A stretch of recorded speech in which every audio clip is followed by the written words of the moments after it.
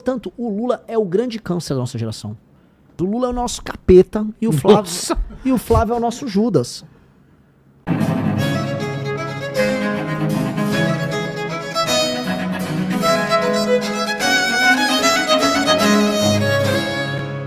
Que o povo não deve escolher ele como próximo presidente. Uma coisa que o Caiado tenta passar, o Caiado, assim, conheço ele esteve comigo no impeachment, ele no começo era contra o impeachment da Dilma, primeira reunião que ele teve depois da primeira manifestação, ele falou, tem um nome a zelar, não cai impeachment, não é sério. Depois, passou umas semanas, ele ficou a favor do impeachment.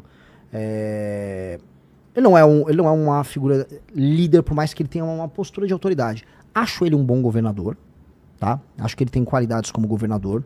Não é essa Brastemp que ele... Mas é um bom governador, ponto. Não vou ser grosseiro com uma figura que sempre tive uma relação positiva com o Caiado. Agora, para você liderar o Brasil, você tem que liderar seu próprio grupo.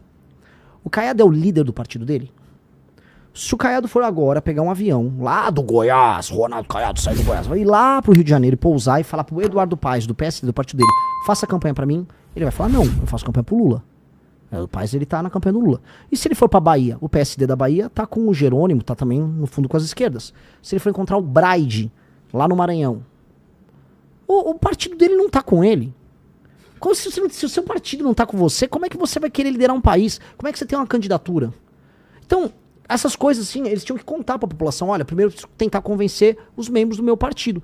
Isso já tira boa parte de qualquer, vamos dizer, sentimento de seriedade na candidatura dele.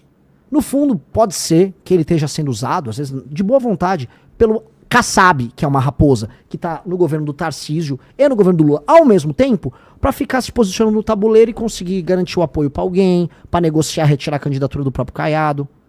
E aí o Caiado está sendo usado pelo Kassab, que já usou Ratinho, já usou Leite. Tá com todo mundo. Nunca confie em ninguém que é todo mundo ao mesmo tempo. O Kassab tá com todo mundo ao mesmo tempo. E agora tá usando a figura do Caiado nisso. Então, ele não lidera o próprio bloco. Porque a preferência dele era o Tarcísio, né? Pois é. Veja só, você foi para um partido agora em que o primeiro eles apoiavam o Tarcísio, depois o Ratinho, depois o Leite e agora ele. Enfim. Aldo, vamos lá. Aldo Rebelo, cara, ele tem livro publicado, é uma figura interessantíssima, gosta de história, gosta de boa parte dos assuntos que eu gosto sobre a história brasileira. Não tenho nada desabonador pra falar sobre ele, mas eu acho que ele faz parte de uma perspectiva, uma visão de mundo que, por mais que em muitos pontos, muitas premissas estejam certas, não tem o que a gente precisa para tornar o Brasil um país brabo, que é entender o impacto da tecnologia, o impacto da lei da ordem, e o impacto em escolher um lado muito claro para tornar o Brasil esse país sério. Tá? O Aldo é um cara que teve como todo mundo. Dito isso, quem dera a eleição fosse entre eu e o Aldo. Quem dera. Ele tem proposta. Eu li o Quinto Movimento, o livro dele. Eu confio. Quando o cara tem um livro escrito por ele, à mão, o cara é diferente. Então, meu projeto é melhor, meu grupo é maior. Eu tenho um partido que eu criei com as pessoas ao redor. Sou, portanto, um líder apto a isso. O Aldo tá num partido pequeno que estava negociando agora a saída dele, que é o Democracia Cristã. Então, sou um líder mais apto. Dito isso, gosto do Aldo. Não nego. Quem dera o debate fosse só entre eu e ele. O Danilo Gentili foi em algum momento uma opção ou era uma brincadeira de vocês? Não, nunca foi brincadeira. Eu acho o Danilo Gentili uma pessoa brilhante, inteligentíssima, uma pessoa de sucesso. Mas em que momento ele deixou de ser uma opção real? Acho que o Danilo tem as questões da carreira dele. Uma decisão dele, então. Lógico. Nunca brinquei sobre esse assunto. Poxa, eu volto a colocar a ideia de montar um partido político. É um negócio... Envolve o trabalho de milhares de pessoas ao redor do Brasil. São quase 1 milhão de assinatura coletada. É um trabalho muito colossal. Então, nunca brinquei sobre coisas que envolvam esse trabalho. É o trabalho da minha vida. Então, eu acho o Danilo, de verdade, um cara sensacional. Ele é um exemplo de homem público na vida pessoal, na vida profissional e nas posições políticas que ele adota. O Danilo, e isso eu avalio para todo mundo, o Danilo topa perder pelo aquilo que acredita. Avalie um homem público pelo que ele perde e não pelo que ele ganha no que ele fala. O Danilo Gentili várias vezes correu o risco de perder a posição dele no SBT, várias vezes sofreu pressões do governo A, B ou C, tentaram cancelar a carreira dele várias vezes, ele nunca moveu o pé das posições dele. Se ele topasse, era ele de presidente? Eu já tinha anunciado ele há muito tempo, falei, pô, vem Danilo, vem Danilo, vem Danilo. Mas você iria de vice ou não ia ficar nos bastidores? Eu nunca quis ser vice, eu nunca quis ser candidato a deputado. Eu acho que para as pessoas que estão ao nosso redor, veja, eu sempre fui uma grande liderança do MBL. A cara do IBL. Mas eu tinha que me provar. O que eu me provei como líder? A montagem do partido. As pessoas falam, o Renan é especial, o Renan tem uma capacidade de executar especial depois da montagem da operação da Valete e da montagem do partido. Aí os próprios me falaram, pô, é o Renan. O Renan, né, eu me credenciei por conta dessa leitura que eu entreguei. Já tá falando na terceira pessoa. Perigo. Acabei de meter um Ronaldo Caiado. O Renan Santos! Vamos lá, é o Augusto Cury, próximo? Vamos lá. Ele, inclusive, lançou a pré-candidatura aqui no programa. A gente tomou um susto, né? Chamou ele como convidado e no meio do programa ele falou, sou pré-candidato. Soltou essa bomba na nossa mão. Soltou a bomba aqui. Eu conheço muito pouco do Augusto Cury. É um autor best-seller? Muito pouco, cara. Assim... Eu não sei, não tô de nenhuma maneira diminuindo. Tá. É que eu nunca li os livros dele, conheço pouco dele como influenciador. Então passa pro próximo. Não sei as ideias do Augusto Cury. Quem é o próximo aí, diretor? Temos o Lula e o Flávio. Então, quem quiser falar primeiro, Flávio ou Lula? Pô... Ou melhor, quem você quer deixar pro final? Assim, sobre o Lula, cara, assim... Não, você vai falar do Lula. Eu vou falar do Lula, então, já coloque a foto do Lula, por que não escolhê-lo como próximo presidente? Que seria o 4º mandato, certo? Eu já começaria por isso, né? Mas, veja, você quantos anos, Vilela? Eu, 55, faço 56. Tenho 42. Então, toda a nossa vida produtiva... Aí, que é isso? Deixa eu desligar. Toda a nossa vida procurando onde era isso aí. Mal aí, ó. Tem até tirado aqui, ó. Esqueceu do Zema, diretor. Tá bom, ele é o próximo. Foi Lula, Zema e Flávio, pronto. Toda a nossa vida produtiva foi marcada por governos do Lula. A gente se tornou mais produtivo, a gente investiu nas nossas carreiras, a gente tomou as decisões como homens maiores de idade em um país governado basicamente por ele ou pela sucessora dele, pela Dilma. Eles venceram praticamente tudo de 2002 pra cá. E o Brasil não se tornou um país melhor. A gente viu o problema da violência aumentar. A gente viu o Brasil entrar num voo de galinha e cair. A gente viu os maiores escândalos de corrupção da nossa história se sucederem. A gente viu a gente se alinhar a um bloco internacional de nações que cometem os crimes dos mais diversos. A gente financiou a ditadura na Venezuela, a gente financiou a ditadura na África. A gente viu o início de discussões no Brasil sobre ódios interregionais. A gente viu o PT dividir o Brasil. A divisão que a gente tem no Brasil, falando, é o direito civil. Mentira, quem dividiu como política foi o PT. Foi a estratégia que o João Santana adotou com o Lula, após o Lula ter o Bolsa Família, que aí ele ficou realmente hegemônico no Nordeste. O Lula ganhou em 2002 com um voto bem distribuído por toda a nação. Tinha voto no Sul, daí ele ganhou em São Paulo em 2002. Entendeu? Então, o PT, naquela época, fez essa escolha, ele dividiu o Brasil em dois. Então, o Lula fez tudo isso.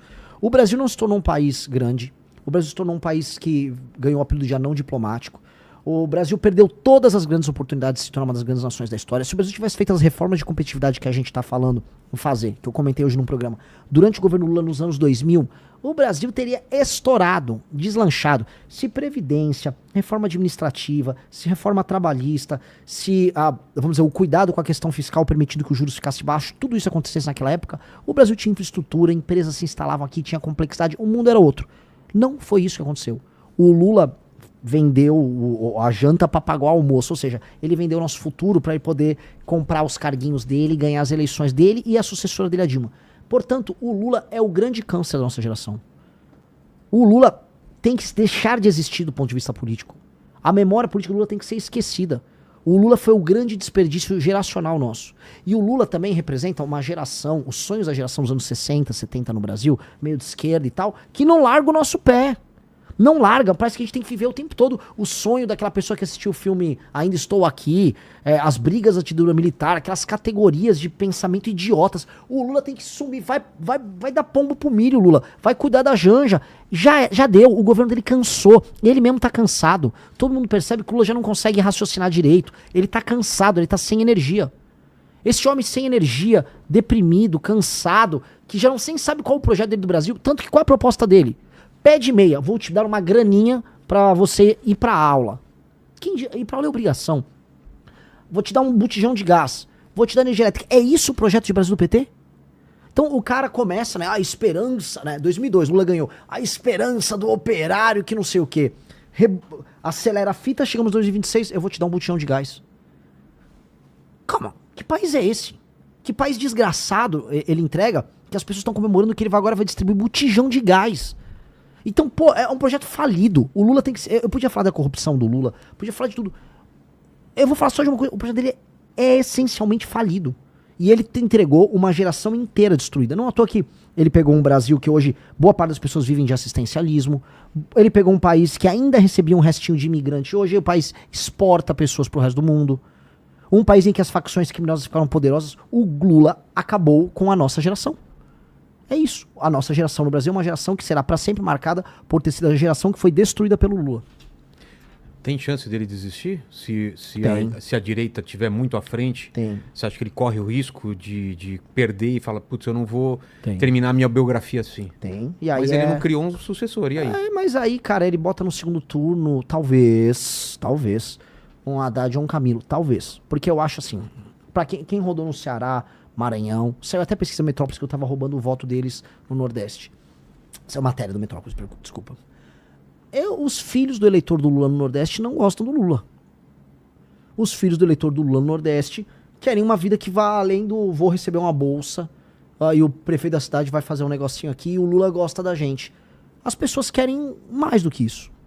E o Lula não tá entregando um horizonte disso. O que o Lula tá visando pra essa pessoa mais pobre, vamos supor, um rapaz que é entregador em Sobral, lá no Ceará. O Lula tá avisando, eu vou te dar um botijão. Mas eu não quero um botijão, eu quero uma vida. Eu quero uma vida legal, eu quero comprar coisa, eu quero montar meu negócio. Não, eu vou te dar um botijão e ainda vou cobrar um imposto de você. Esse cara já não quer mais Lula. Vamos para o Zema, então.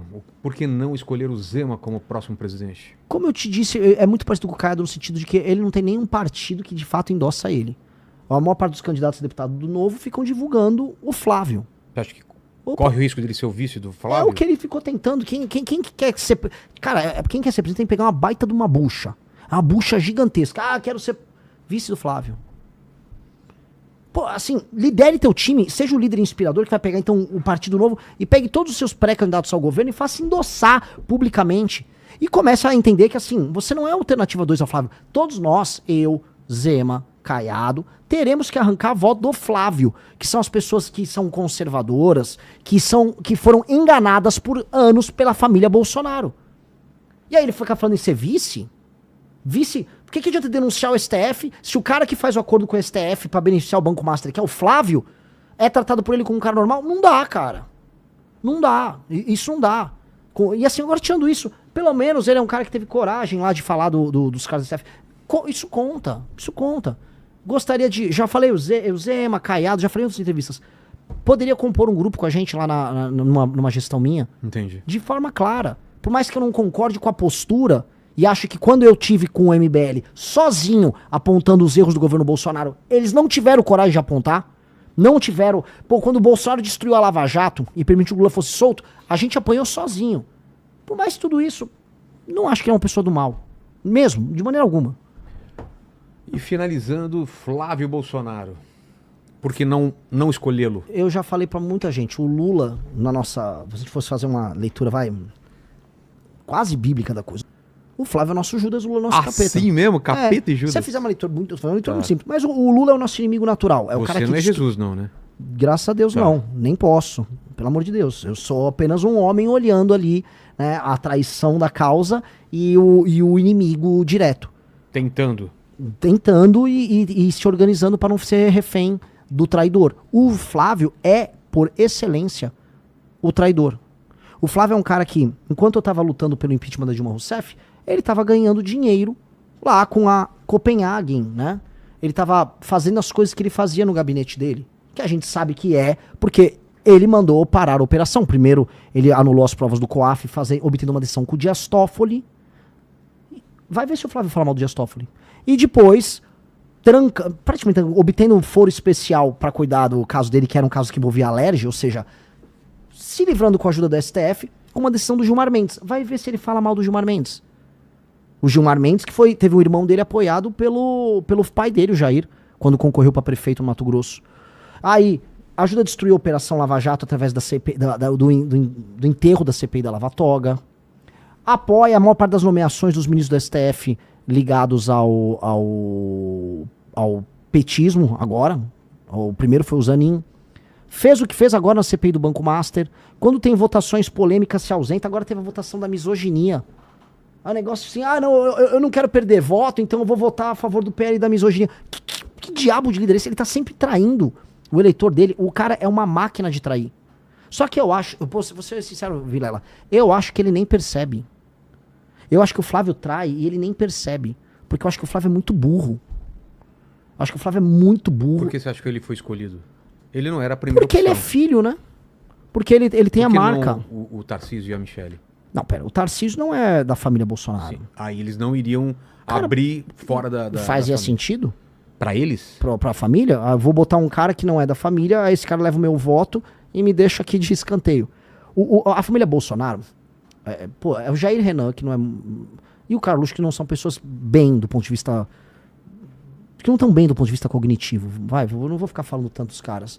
O Eduardo tá lá nos Estados Unidos, querendo ser um líder mundial de nada, lá comemorando que tarifou o próprio país. Aí o Flávio tava aqui. Eles não construíram um partido, eles não construíram um bloco político coeso, eles não construíram nada. Pô, a gente montou um partido, eles não. E aí, então, quando você não monta nada, se depende só do teu nome, da sua intenção eleitoral, que é o nome do Jair Bolsonaro, que tem um recall grande. Então o Flávio falou, eu vou dar isso pro Tarcísio? Não, vamos ficar pra família. E honestamente, é uma das poucas decisões racionais que eles tiveram ali. Porque senão ele ia ser comido, ele ia ter a base política dele comida pelos outros. Só que ele não foi aceito como líder. O Nicolas tá em rebelião contra ele, a Michele Bolsonaro também. Ela falou alguma coisa? Eles vivem brigando nos bastidores, mas brigando, tem inúmeras matérias. O clima entre eles é tenso, houve brigas no Ceará. Aí eles vão colocando assim, o Carluxo vai concorrer a senador por Santa Catarina. Aí os bolsonaristas de Santa Catarina não concordam. Eu tava lá, ninguém tava curtindo essa ideia do Carluxo sair em Santa Catarina. Até porque se o Carluxo quisesse ajudar o pai, ele ia concorrer em outro estado, onde ele poderia tirar um senador de esquerda, um senador do centrão e entrar ele. Não no lugar em que eleger 2 senadores pró-Bolsonaro. Então não tinha sentido. Então é uma lógica de traição, de usar as pessoas, de pouca inteligência. E aí eu falo, eu quero ser de um país que vai ser uma das 5 maiores nações do mundo. Que não apenas, assim, não vai se contentar em não ser o Lula. Que é o que o Flávio não fala. Falou, nós vamos tirar o PT daí. Tá bom, mas o que isso quer dizer? Tirar o PT é importante, mas o que nós seremos? Ele não tem plano nenhum. Ele vai publicamente falar, não tenho plano nenhum.